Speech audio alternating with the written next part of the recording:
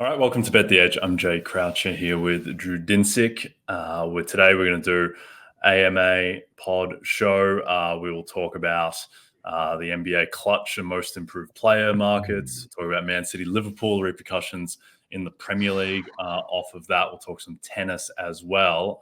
And our good friend, Mr. Denny Carter, will stop by to talk about the Players' Championship. And at the end, we'll talk about Indian Wells. But let's start with a question from at Dan Rosencheck, Drew. DeMar DeRozan has come out of nowhere to be plus 180 or shorter in the clutch player of the year odds. I didn't notice fast enough to hedge my position on the injured Curry. Should I be scared? Curry is minus 180 in the market. DeRozan, to Dan's point, plus 180. Shea is 10-1. And then I think realistically ends your list of candidates unless Damian Lillard comes from the absolute clouds at 25-1, but I don't think that's going to happen. What do you make of this market? Yeah, I think the big question kind of swirls around, when do we expect Curry back? And do you think that this ankle injury has a lingering impact on him beyond just missing this couple games? I think obviously the Golden State Warriors also kind of where they land in the standings is a big aspect here as well.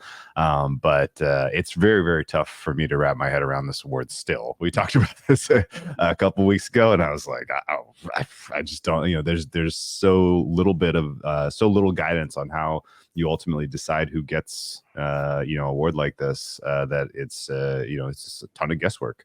The clutch teams that are playing the most minutes in the clutch are generating the most counting stats, and that's the Warriors and the Bulls. Like, does that mean they're more clutch, or they just happen to be in the clutch more? Like, it's very, very convoluted here. And I think, to answer some of these questions, number one, I think Steph Curry will be back after missing this next game against the Spurs. So I would expect his return on the 13th. But I think the ankle injury to me did not seem significant enough, even though this is a repeat thing for him now, does not seem significant enough that he's going to miss a ton of games down the stretch, just as far as maintenance goes, because the Warriors can't really afford to do that. They can't afford to throw the white flag up in any way, shape, or form and expect to get into the playoff mix. I think that 9-10 game in the West is going to be unbelievable, whoever's in it. And presumably, you don't want to be on the road in that spot playing the likes of the Lakers, where you would be something like a 4.5 point dog. So it's going to be, I think incumbent upon Curry to play out the rest of this season, regardless of what he's dealing with physically. And at that point, I think he's still probably the right player. Do you have a disagreement here? Do you think DeRozan, there's enough ground to make up here? Are the Bulls really going to get an award for clutch? It's such a ridiculous market, Drew. It's a good point. And cheering this market on is just so insane. Like, I'm praying that, the players that I'm not on, that the opposing team doesn't cut the score to within 5, so it enters into clutch territory in the last 5 minutes. Like, it's just completely ridiculous. I do think that the key thing in terms of handicapping this award is, and I'm hearing this secondhand, but I'm going to take it as truth, that apparently a memo went around the NBA last year to voters about this award, and one thing that was highlighted was total clutch points. And for people who don't know, that is just the total points that you score in the last 5 minutes of a game where the score is within 5 points. That is what clutch time is defined as. And in that department, and that's how 1, 2, 3 went in clutch player of the year last year, which De'Aaron Fox won. But by that, Stephen Curry is still out in front with 165 points. In the clutch, DeRozan is second with 147. And then there is a massive drop-off to Damian Lillard at 115. If Lillard wins this award, it is an absolute travesty. Like, his shooting splits in the clutch are 44-32. 96% from the line. That's good, Dame. But the 32% from 3 is great. He has a good plus-minus, and they have a good record, but he shouldn't be anywhere near the discussion. It should be Curry or DeRozan. Shea, I think, is the third most likely player to win. I don't think he justifies his market price. I understand that he's shooting 61% from the field in the clutch. He has a great plus-minus. He's probably not going to win MVP, so I think people might want to vote for him. He's 8th in the league in clutch scoring. He's scored 98 points in the clutch, and Curry's at 165. Like, it would be, I think, pretty ridiculous for Shea to win when the counting stat gap is that big. Now, if he bridges it, it'll be a discussion. Someone who's very much on Curry and DeRozan, Shea's a little bit it's not scary, it's just annoying. Like I just kind of want it to go away so I don't have to think about it. But I do think ultimately that Curry and DeRozan, because of their gap, are like 95% of this market. In terms of those two against each other, I think the market overcorrected a little bit on DeRozan. I think that one, Curry still has a gap in the counting stats. If you look at per game stuff as well, like per clutch game, such a ridiculous market. Per clutch game, Curry has the gap as well, where DeRozan's played 156 minutes in the clutch and Curry's played 122, and right. Curry still has the lead for counting stats. Curry is shooting 50, 47, 95 in the clutch.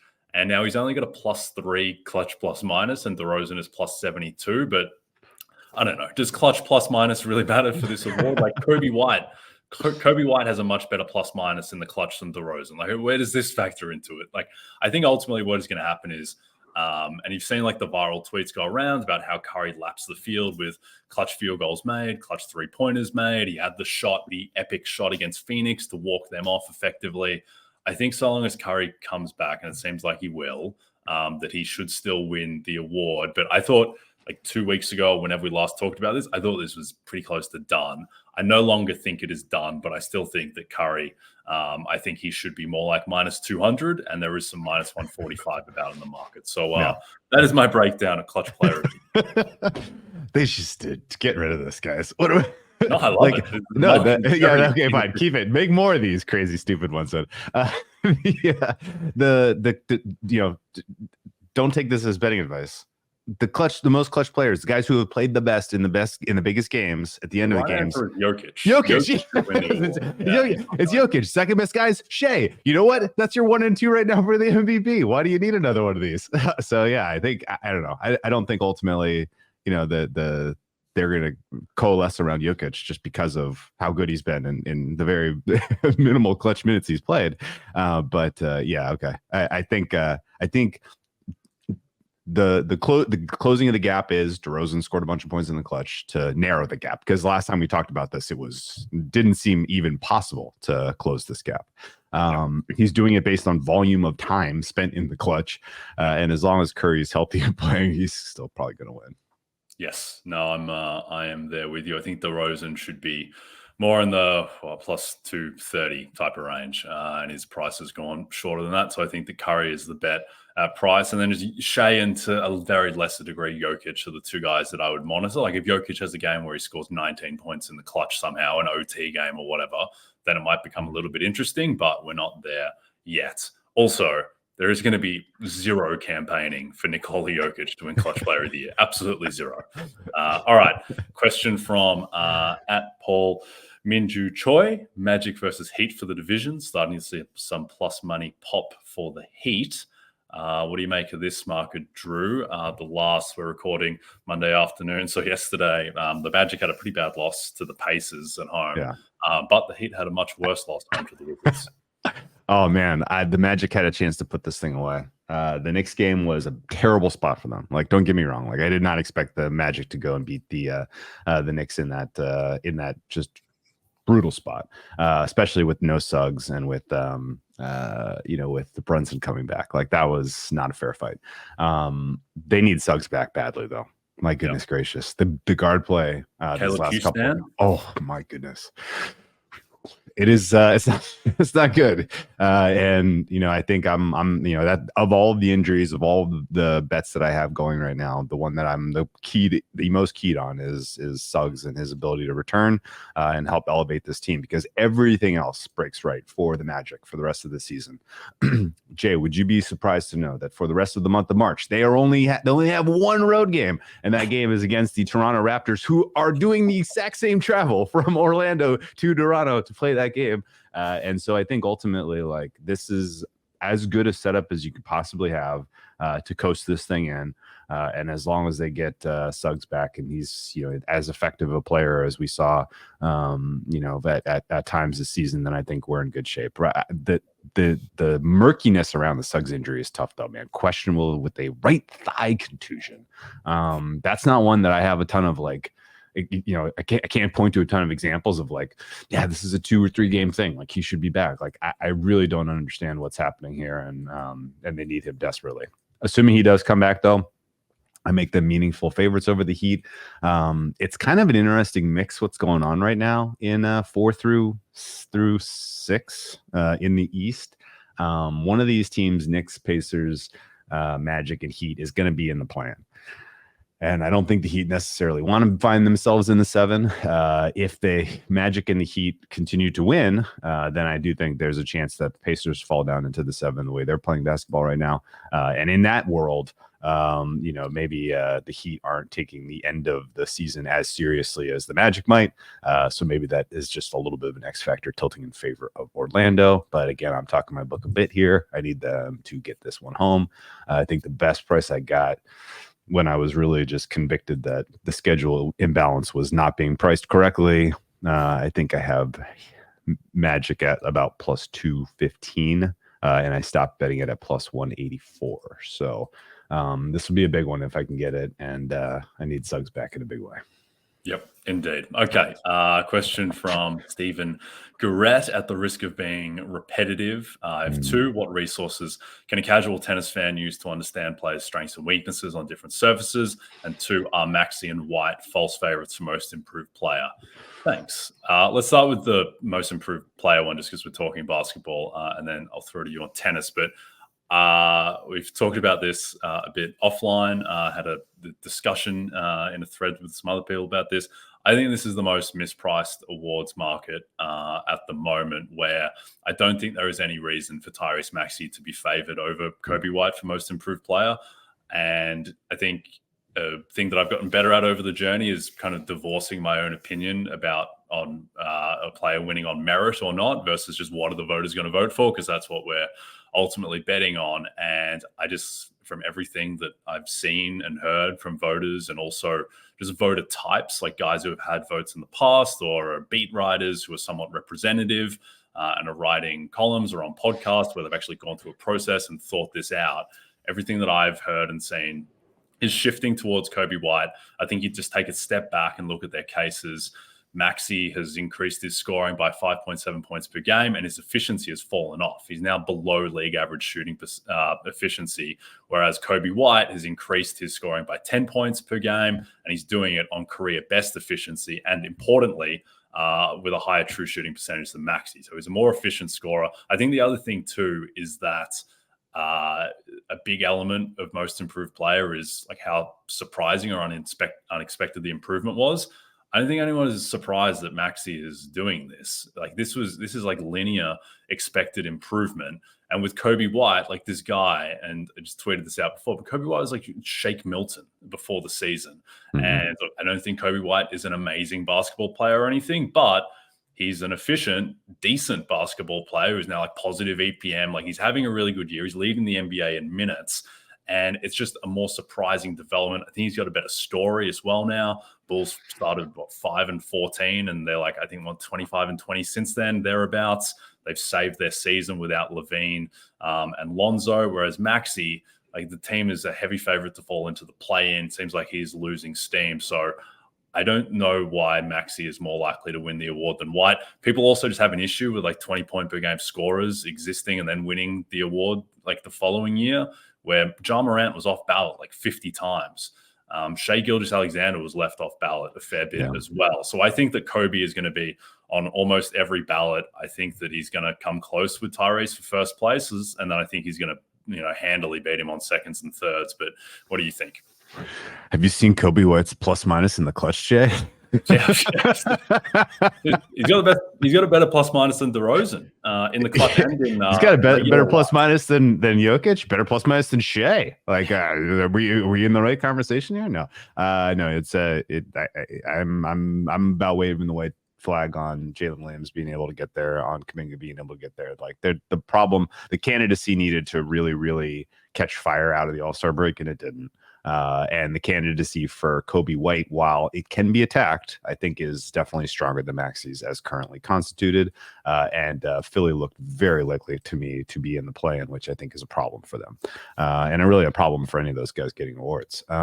So yeah, Philly, the kind of the cold water that is kind of on that franchise and the stink on that franchise in the wake of the Embiid injury, I think is sort of the X factor here. It's not being priced correctly. So Yeah, I think white flag up is Kobe White time. Yep, Kobe White time indeed. I think, and look, I could be wrong, but I think he should be like minus 150 to win the award. And he is like double that price in the market. And Maxi, I think, Maxi can definitely win. And my read could be wrong on his appeal, but I've got him plus 185, and I've got the field. The field is basically Kuminga and J Dub, and I think they should each be like 40 to 1. That type of range. So I wouldn't put a line through them, but I think it's pretty dire on that front. The other part of Stephen's question, Drew, what resources can a casual tennis fan use to understand players' strengths or weaknesses on different surfaces? Okay. So love this question, Stephen. And the best resource for anyone trying to understand anything about any tennis player is tennisabstract.com. The great Jeff Sackman does a tremendous job of just curating just raw data for consumption. And if you go to tennisabstract.com, he's got kind of a there's no opinion involved in creating an ELO rating.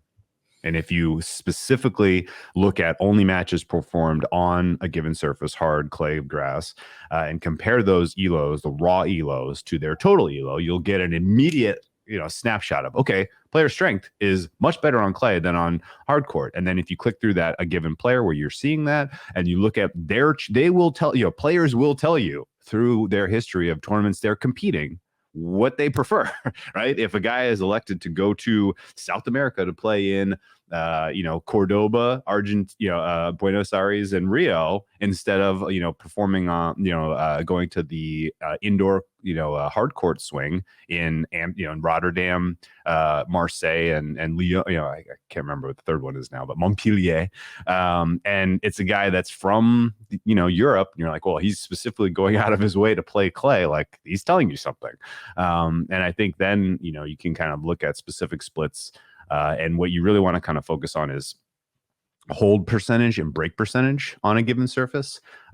Players that are serve dominant will tend to want to play on harder surfaces, play better on faster surfaces. I say harder, faster. And really, you have to kind of look at tournaments and their ace percentage to tell you that there's actually kind of two hard courts in reality. There's fast hard court and slow hard court. And slow hard court is a little bit in between clay and fast hard court. Obviously, it's an intermediate type of step. And I think ultimately, if you're a very strong server, your hold percentages will stand out at the top of the list on hard court. And if you're a particularly good returner, your return when points won and your break percentage is going to stand out, and that's mostly going to be on the slower hard courts in the clay. So I think ultimately, kind of parsing the data through who is serving well, who is breaking at a high percentage, where are the players playing, and then just looking at the raw ELO differences on Tennis Abstract, which again, there's no opinion in that. That is literally just who did you beat and what surface was it on and how good was that player and how good are you? It's just like chess. So I think ultimately that's kind of the key for anyone who's looking to try to understand what's going on with player strengths on surface. Yep, no, that makes sense to me. Tennis Abstract is a really good resource just for, you wouldn't take it as gospel in terms of definitely make a bet because Tennis Abstract says so, but it's very good at making you ask the right questions to evaluate what you are going to bet. All right, this week, the best on the PGA Tour take on TPC Sawgrass for the 50th time for the Players Championship. Don't miss the best golfers in the world Thursday through Sunday on NBC Golf Channel. And all-round streaming on Peacock. Comcast Business is a proud partner of the Players Championship, in addition to Optum and Morgan Stanley. All right, let's bring in our good friend, the usually blazered man, Denny Carter, who is Sans blazer today. Not today. Sadly. Good to see you, Denny. It was good to the three of us to catch up in Las Vegas and share some Mexican beers, which was great. Yeah, absolutely. But let's talk about golf, as you are a big golfman. Let's start with just how do you approach this tournament? How do you approach the course particularly? Yeah, thanks for having me on, guys. I really appreciate it. I'm a long time golf head and get really into the metrics of it. Like with football, I've never watched golf. I just watch the dots go back and forth and then look at the numbers afterwards. So yeah, I mean, with this tournament, it's similar to how I approached the Arnold Palmer because that course was so challenging and had such high rough. You really want to put an emphasis on driving, on putting this novel thing, putting the ball in the fairway. And I find that when I can identify guys who can consistently do that, last week it was Shane Lowry, for instance, Corey Connors, some other guys who finished in the top 20. I think that you can identify values for the week.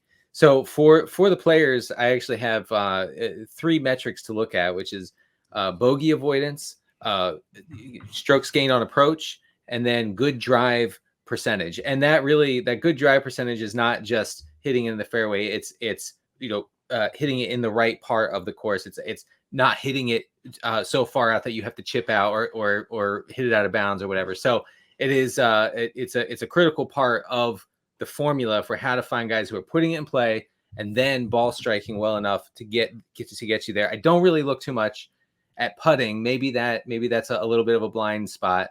But I do have some guys that pop in all 3 of these categories this week. No, I love it.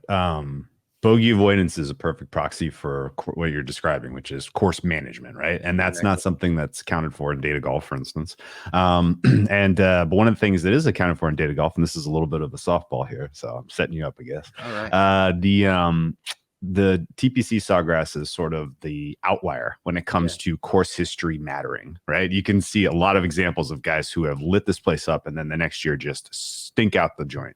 Yeah. And I guess, do you take any type of kind of lessons from that in either downweighting course history at this and finding an edge, or is it simply just kind of baked into the prices at this point? I do have some weight on that, but really not a lot. I think, in my golf process, particularly with DFS, I would say I tended last season to put a little too much emphasis on course fit. I think that's something that you can kind of get caught up in, and you can lose sight of recent form, which I find to be the thing to look at. Like, and again, it sounds simple, just like putting the ball in the fairway seems good. Also, which guys are playing well headed into this thing? Which guys over the last 12 or 16 or 20 rounds are playing well? We're talking about a 1 month or 2 month span, really drilling down on that. So I'm not trying to get caught up too much with the course history. Yep. No, I think that is fair. Keen for your thoughts, Denny, on just how to approach Scottie Scheffler as a man, a myth, a betting proposition for our purposes, where it seems like, for lack of a better term, that just kind of every golf tournament is kind of on his racket, so to speak, where if he's going to putt like he did at the Arnold Palmer, then it feels like it's kind of game over. He is plus 550 in the market to win the Players. Data Golf has him at 12.4%, which Drew and I were talking earlier, just kind of seems a bit low. But how do you treat Scheffler, and what do you think of his chances kind of relative to market at the Players? Right. So the one thing that made tournaments interesting before the Arnold Palmer Invitational was that Scottie Scheffler couldn't putt. And that's the one thing that kept him from absolutely blowing away the rest of the field. Well, like Happy Gilmore, he learned how to putt at the Arnold Palmer, and he, by the way, he switched putters. He worked hard on his stance. So there were some changes that Scottie Scheffler made headed into that tournament that really paid off, really paid dividends. He was top 5 in strokes gained on the green at the Arnold Palmer. It was the best putting performance he's had, guys, since last year's U.S. Open, and it's not even close. I will say, though, that I think that his struggles on the green were a little bit overstated by me as well. I would be online complaining about it all the time, but he's gained strokes on the green in 3 of his past 6 events. So, I mean, he's not a hopeless putter. Okay. Like, he's not like Luke List. Okay. Like, guys who just cannot get it going. I know List recently had a hot streak, but that's over. And so Scheffler is a good putter. And when he's putting well, no one can compete with him. The live thing, stripping out so much talent out of the PGA Tour. Now you have post prime Rory as the main rival to Scottie. I mean, it's tough. I really think Scottie could do something crazy this season and win 6, 7, 8 events, and including this one. I think he should be the prohibitive favorite, obviously. Yeah, it's amazing the gap. It's been a while since we've seen a gap between 1 and 2 this big, because it felt like the entire golf world got better at the same time, and now with, as you're saying, the defections to live, it is a huge gap between Scheffler and number 2 Xander Schauffele. Not wouldn't have pulled that out of my head if I didn't have the and I guess it has Rory at 3. Yeah, weird. Yeah, or second choice at least for data golf, whatever. Okay, so are there any kind of longer shots that you think kind of check the box of good course management guy, recent form, who maybe tickle like the top 5, top 10 market if we think this is maybe a runaway for Scottie? Yeah, right. So you've already given the tournament to Scottie Scheffler, which seems reasonable.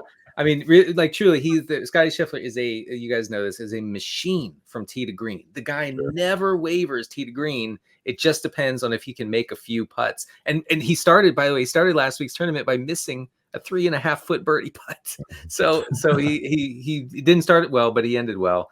I have a few guys who popped. Remember the categories that I was looking at specifically for this tournament were bogey avoidance, good drive rates, and then strokes gained on approach over the past 16 rounds. So it's recent form. Keith Mitchell checks in at 4th on good drive rate, 8th on approach. Not so much on bogey avoidance, but Keith Mitchell has been playing well.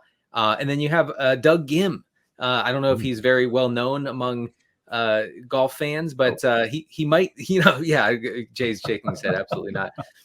But he might be this week. He coming into this tournament of the players. He's 6th on approach, 6th in ball striking, and 7th in bogey avoidance. Really good player around the greens, and on this course, you do have to get up and down. It was weird to watch the Arnold Palmer and remember, these guys have to be able to get up and down sometimes, because it's not just bang, bang, bang, 15 birdies in over 2 rounds or whatever, like we saw the previous week. So this course is tough. Doug Gim plays tough course as well. I do like him a lot.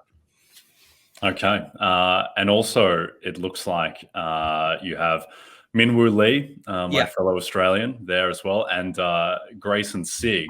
Denny, that you've cornered the market on golfers at this tournament who have unnecessary random added letters in their last name.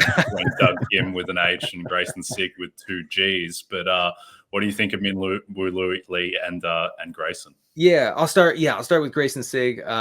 He's 2nd in bogey avoidance over the past 16 rounds. So again, that stretches about 2 months. And he's 6th on good drive rate. Now he's bottom half of this field in approach, and you look across the spectrum at like 125 to 150 bucket, and then 150 to 175. It's all not great, but again, this is a tournament where in order to have a chance, you have to be able to put it in the fairway. We saw guys last week, and we're going to see similar rough this week, where they would have 100-yard shot to the green, and they would have to chip out of the rough because they just couldn't gouge it out of the rough onto the green. I think that we're going to see that again this week. So a guy like Grayson Sigg, I trust this guy for whatever reason, the stats say so, to put the ball in the fairway and give himself a chance. And then Minwoo Lee, he did struggle. He did struggle last week, and that concerns me a little bit. Talking about recent form, I don't know if Minwoo Lee has that recent form, but I do think that he's a decent bet. A decent top 10 bet, top 20 for sure. He tied for 6th in last year's Players Championship, and he's gained strokes off the tee in 6 straight events. That's mostly because he hits the ball really far, crazy far. Him and his sister Minji Lee are just bombers. They're just hitting it 30 yards past everyone. But he's not necessarily super accurate. I do worry about him. He also really doesn't have like the short game chops, that a Scheffler has. I mean, no one does, but so I do worry about him a little bit, but I think he could be overlooked in a field like this. Minwoo Lee, of course, the Australian Open champion of golf. Did you know that, Jay? He won the Fortinet Australian PGA Championship. I did actually say that when I was looking up Minwoo Lee for a segment on Golf Channel a couple weeks ago. Otherwise, I wouldn't have known. Yeah, he's been hot in general. He finished top 3 in an Australian event, and then top 2 at the Cognizant Classic. So talk about form being on point. I like that. And as producer Adam says, Min Lee can hit his high irons around 300 yards. And I actually saw that this past week.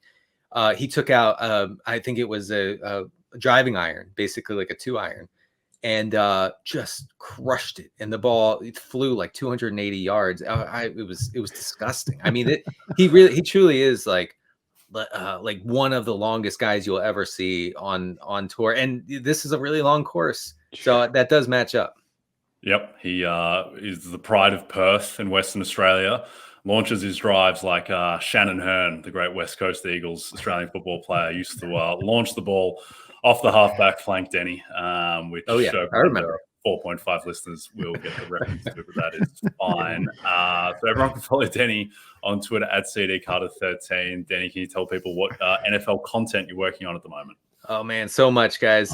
Free agency is in full swing. The legal tampering period is raging at the moment, and we have all sorts of instant reaction videos and articles on Roto World. Check that out. We're gonna have updated news throughout the day, into the evening, into tomorrow morning, folks. We're not sleeping till Thursday. Check it out. Okay, very good, Denny. Thank you for coming on. We'll have to have you back on to talk all things Kirklanta and Minwoo Lee. I love that. Have a great day, mate. We'll speak to you soon. All right, bye. Cheers. All right, spring training is here, Drew. So for those looking to get ahead on the upcoming MLB season, grab your Roto World Baseball Draft Guide. It's loaded with comprehensive positional rankings, projections, and player profiles to ensure your draft is a success. Visit NBCSports.com/draft guide and use code baseball24 to get 10% off at checkout. Mm-hmm. All right, before we get a little more tennis on the docket. West Coast Eagles catching 49.5 points this weekend. Very, very bad. Big old number. Yeah, they won. They won the premiership in 2018. They beat my beloved Magpies by 1 kick, which required with about I want to say 83 seconds left, Dom Sheed from the right pocket kicking a goal that in real time was probably paying like plus 750 that he was going to slot it. And he went Slotsville. And it was a very depressing day in the Croucher household. But the Pies got it back last October, Drew, with a similar uplifting narrow victory. So it all evens out in the end. You think they can stay within 50 of the Port Adelaide power? I would be on the Eagles at the plus 49.5 before taking the minus. Some questions about Port and their list coming off a year where they overachieved last year. But we should talk AFL at some point. I actually have a lot of strong AFL opinions. Maybe we can do an AMA where I ask myself the questions about whether the Greater Western Sydney Giants are actually a juggernaut or a bit of a paper tiger. Paper giant, if you will. Man, they're laying 45.5 to the North Melbourne Kangaroos. Unbelievable. Yeah, there's some bad teams at the bottom. It's kind of like they're the Charlotte Hornets and Washington Wizards. The Kangas, and the much maligned West Coast Eagles. All right. Better teams than the Kangaroos and the West Coast Eagles are Liverpool and Man City, Drew, who played. There's not much better than like an epic Premier League game towards the end of the season, particularly one like this where sometimes the games are cagey. Like the Man City Arsenal game earlier in the year just kind of sucked. But this one was awesome where it was back and forth. It could have easily been 5-3. And the 5 probably should have been Liverpool. But I got a question in my DMs. I'm not sure if the guy wants to be named, but it was basically, with the Liverpool 1-1 tie, are you still no on Liverpool to win the Premier League? City are plus 110 to win the title. Liverpool plus 200. Arsenal, who currently occupy top spot, are plus 250. And Tottenham and Villa won't be winning the Premier League. But I think the big matchup in this now is Man City play host to Arsenal on the 31st of March. In the first matchup between those two teams back in October, Arsenal won 1-0 at home, but that was City were missing a lot of players in that one. City will be heavy favourites to beat Arsenal at the end of March. And now, I mean, Liverpool, they'll want to draw in that match. If they get a draw there, then they're very live. I was shocked by just how dominant Liverpool were in the second half, where like Luis Diaz one-on-one with the keeper. The City, if they do have a weakness, is that they're not that quick. And that was really exposed against Newcastle when they played at Newcastle earlier in the season, even though they pulled it out in the end. And I mean, this one, they completely lost control of the game. It was very strange to see ostensibly the best team in Europe. And a team that, by the way, closed like plus 105 on the three-way money line against Liverpool to win, and Liverpool like plus 240, I want to say. And you got an idea of how shocking the gameplay was in that. So, yeah, Liverpool plus 240, Man City plus 105 on the three-way. And then in the second half, Liverpool flip into favourite in the live market because they were so dominant. And that was it without any red cards. Yes, City lost Edison, but that shouldn't be enough to flip that. So pretty incredible match. But I think that ultimately it was a point earned for City just because they stole it away. And I think they still are the rightful favourite. And I'm not sure Liverpool are going to get that kind of insane, energetic lift at Anfield that they did. Like, this team was like barely scraping out victories over relegation teams a couple of weeks earlier. So what do you make, though, of the market now, Drew? Do you think that City got out of jail and will ultimately get it in from here? Yeah, City got out of jail big time. That was wild. That second half was incredible. And you're right. There is nothing like a high quality Premier League, and especially because of where it falls on the calendar, right? Yeah. Middle of March, middle of the morning on a Sunday. Like, don't mind having that at all as far as like high stakes competition going on to watch. And it was quite a watch. I thought in the first half that City was just going to run away with it. And then, yeah, like you said, the disparity was huge. And honestly, City is a tough one right now to nail. There's red flags all over the place with these guys. Speed is, as you mentioned, I don't know that there is a bigger delta among the elite teams when they have possession and when they don't, in terms of like quality of play. It looks like when they are, without possession, it's really, really tough to see how this team is going to get it done sometimes. And then with possession, it's just like, oh, well, they're an unstoppable force. And I'm struggling to come up with the fare for them right now in a lot of these markets. And that said, I think the fact that you can get them at plus money and they've largely avoided what would have been the disaster of kind of taking a loss to Liverpool at this stage in the calendar would have been tough to overcome. So yeah, I think it's City's to lose. But that said, I'm very, very intrigued to see what this next Champions League draw, where that slots them, because it's the wrong draw here and they could be in a little bit of trouble. I'm playing defense on my Erling Haaland top scorer in UCL still, and Mbappe getting 2 as PSG lock in another round is a little concerning, and this is going to be an interesting sweat now. Yeah, I'm not too worried about Mbappe. I've watched an ungodly amount of PSG of late, because I have these ridiculous bets on Stade Brestois to finish top 4 in Ligue 1, and I need PSG to be knocking off the teams around them, and they just really keep on making a meal of it.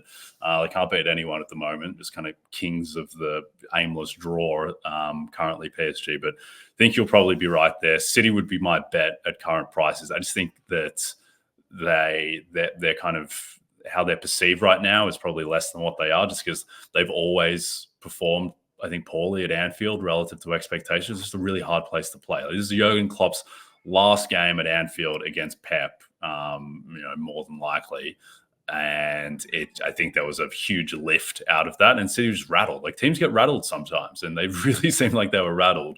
And then Pep took off De Bruyne and Alvarez, brought on Kovacic and Doku, and they seemed to get a little bit more control, and they probably saved the title by just hanging on those last 20, 25 minutes. So it really should have been a penalty when Doku, he kicked Alexis McAllister in the chest. Like, you can't put your studs up in the box, Jeremy, but got away with it. All right, before we get out of here, last question from the AMA. I know_777.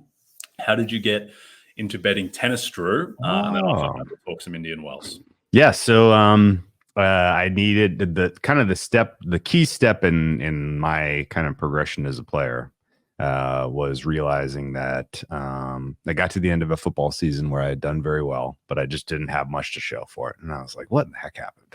I need to take a little bit more accountability here, do a little bit of auditing, and kind of realized, even though I was betting NFL with an edge, I had just this leak of college football in prime time, big time college football games, big time college basketball tournaments in November. And I was like, you know what? Like, I'm spending 90% of my week handicapping the NFL and 10% donking it off with similar stakes into these sports that I'm just not treating as seriously, and I need to close that gap. So focused specifically on NFL when the NFL was live, but then that had a problem of, well, after the NFL is over, what do you do?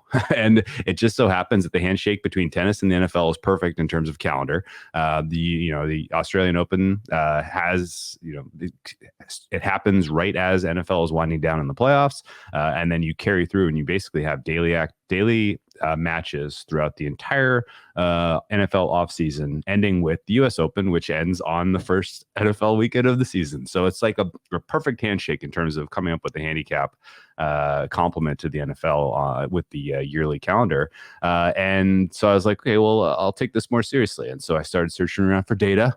You go to like the ATP website and you go to the data or like the stats tab on the ATP website. And it's literally like Elo Karlovic, most aces all time. It's like, well, this is not useful whatsoever. And like you poke around enough on like the high profile websites and you're just like, man, there's no like actually usable data here to come up with fair prices. And then you stumble on Tennis Abstract and you're like, oh, wow. Well, here's just a repository that's bigger than I ever could have dreamed. Poke around a little bit, you find historic odds, and you're like, okay, now we're cooking with gas. And it's just the process of like how difficult it was to get the underlying data needed to build any type of model made it very appealing. Like, oh man, if this hard for me to find this stuff at all, then there's got to be a better way to actualize it. And so that was kind of the arc of finding tennis as a perfect complement to the NFL. And I think it's going to be one of the higher growing. It's second or third highest handle worldwide after soccer and cricket. So it's not a small market whatsoever. It's pretty efficient, and you learn that the hard way as you kind of go up handicapping tennis. But I absolutely love the volume you can get down. I love the mano a mano, woman via woman. Only two people involved in a singles match, and kind of fleshing out the edges is extremely fun. Indian Wells has been a joy so far. Like really, really fun tennis has been played, despite the fact that Elena Rybakina withdrew before the tournament even started. That's a problem. And Nadal withdrew before the tournament started. That was a bummer. Was very interested to see if he could carry over some of the form we saw in the exhibitions he played into this tournament, because I thought he was relatively live to win if he was playing that well. And it's been, somewhat upset free so far on the men's side. So we're going to have some incredible matches in week 2. Jannik Sinner has looked dominant. Alcaraz has looked a little wobbly. Djokovic looks a little laissez-faire, and Medvedev seems to have put some of the kind of mental baggage of the loss at the Australian Open behind him. So you have some elite men's players playing well right now, and I think that's going to create a really fun second week. And then the women's side, it looks very much like we are headed for a clash of the titans with the two best players in the world in the final here between Iga and Sabalenka. Sabalenka is not performing especially impressively so far, but it hasn't mattered because she has a very, very soft draw. I don't think realistically she's going to probably drop more than one set between now and when she gets to the final and plays Iga. And I think the conditions slightly favor Iga in terms of just, court speed and some of the X factor stuff. So I think Iga is still the bet to win at price. And I think ultimately the men's side is going to be just superior entertainment for the rest of this week. Yep, no, that makes sense to me. I think I've gotten some messages lately from people about like wanting to get into betting tennis, and I would say that, and keen for your thoughts, but if you're wanting to like watch one player on the men's or women's side at the moment in terms of from a betting angle and that player being variance and just kind of wanting to get eyes on them, how they're playing, I think that player probably has to be Naomi Osaka, because she is the player who could be like right now. I think some places still she might be like north of 20-1 to win the US Open. I think there are worlds where she's like 5 or 6-1 if she goes on the right trajectory. And I think there's been pretty positive signs there. One thing you said before we get out of here about the efficiency of tennis markets and being able to get big bets down, and certainly you're right, it's much easier to do that than betting on Kobe White most improved player. But I was surprised when I started betting tennis a bit more, which was probably 2-3 years ago. And I was surprised by even like Grand Slams. It's not like even on binned accounts in the US, like you can get on to win like 50, 60 grand on NFL lines and totals day of game pretty easily. Like places like Pinnacle aren't taking those type of limits on tennis head-to-heads and stuff. I was surprised that sometimes the limits are only like 15, 20K, which for professionals betting is, not nearly the size of what you could get down on Man City, Liverpool, or, any NFL game, basically. Yep. And off of that, I was shocked by, because I just always thought before I really looked into it that, Grand Slam money lines is super efficient markets. But then I'd have people like, yourself and one other, professional betting friend who I talked to tennis a lot about being like, the Wimbledon semifinal between Aryna Sabalenka and Simona Halep is completely wrong. Rybakina's plus 270 and she should be plus 145. Like, what? And my natural sense was like, that has to be wrong. These guys are just off their heads. But then, individual results, whatever, Rybakina won that in straight sets.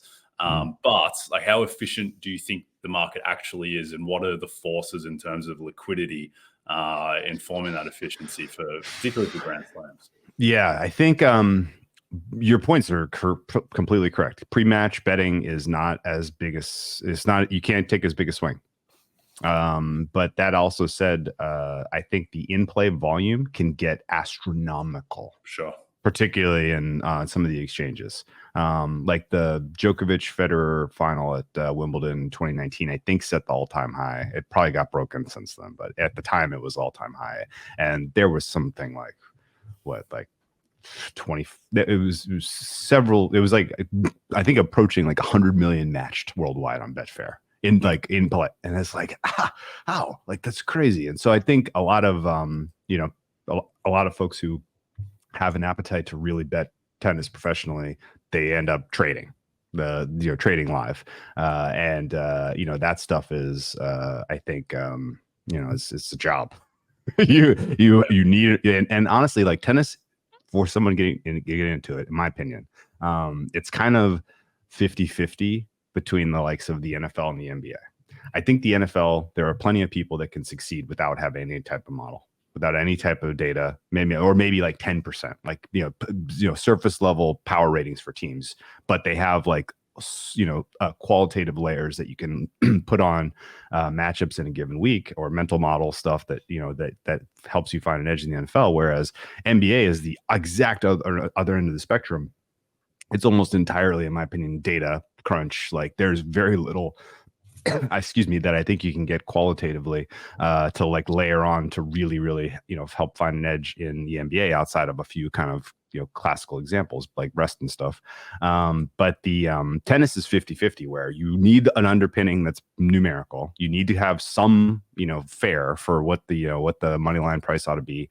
I think you have to have some also watching because there are things that just can't be priced in that you can see in a particular matchup in terms of, hey, this guy's got this, serve solved. This got this tactic solved. This guy doesn't have this solved. This player is carrying an injury and no one's talking about it. Like, those types of qualitative stuff in tennis can be kind of huge edges at times.